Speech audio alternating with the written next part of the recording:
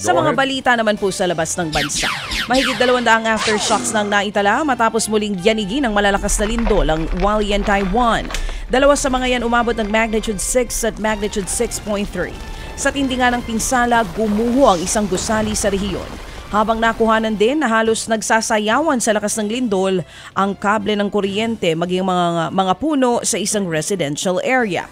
Inaalam pa ang bilang ng mga nasaktan o namatay maging ang lawak ng pinsalang iniwan ng lindol. April 3, nang unang yanigin ng magnitude 7.2 na lindol ang napinsalang Hualien, Taiwan. Nagmistulo ho namang tent city ang mga refugee camp malapit po sa Khan Yunis at Rafah border sa Gaza. Sa nilabas pong satellite imagery ng Maxar Technologies, mapapansing halos hindi pa okupado ang nasabing lugar. Sa gitna pa rin po yan ng digmaan ng Israeli forces kontra Hamas.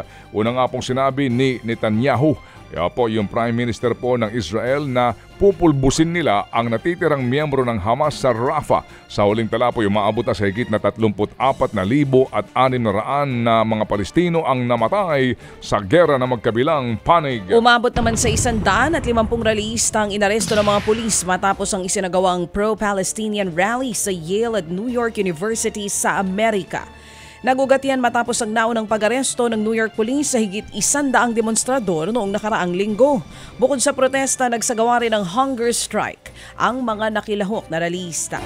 Panawagan nila ang pagkalas ng mga kumpanyang gumagawa ng mga armas at pampasabog na may kinalaman sa Israel. Hinikayat naman ng 25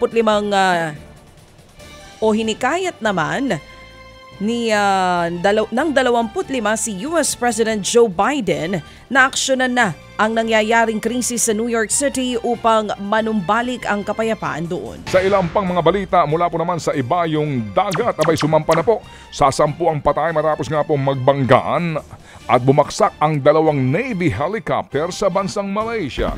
Bahagi yan ng ginagawa pong training ng 7 Malaysian Navy na lumipad sa ere.